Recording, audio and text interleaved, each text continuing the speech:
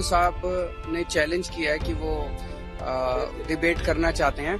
सिद्धू साहब कांग्रेस के प्रधान हैं पंजाब के, भगवंत मान जी हमारे आम आदमी पार्टी के प्रधान हैं। हमें उनका चैलेंज कबूल है। भगवंत मान जी उनके साथ वो डिबेट करेंगे, वो बता दें स्थान और समय। कांग्रेस रहनुमा नवजोत सिंह सिद्धू और अरविंद केजरीवाल के दरमियान जारी लफ्जी जंग के बीच कल नवजोत सिंह सिद्धू ने शराब माफिया, कानकुनी माफिया वगैरह जैसे मामलात पर बहस करने के लिए अरविंद केजरीवाल को चैलेंज किया था, जिसके जवाब में केजरीवाल ने चैलेंज को कबूल करते हुए कहा था कि इनकी पार्टी के पंजाब यूनिट के सदर भगवंत मान मिस्टर सिद्धू से बहस करेंगे। लेकिन सिद्धू ने आज दोबारा से पलटवार करते हुए ट्वीट किया और कहा कि भगवंत मान वजीर आला नहीं है।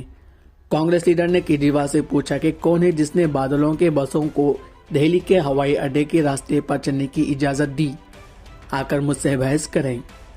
बहरहाल अब ये देखना है कि नवजोत सिंह सिद्धू और कांग्रेस आम आदमी पार्टी के दरमियान ये लफ्जी जंग कब तक जारी रहेगी।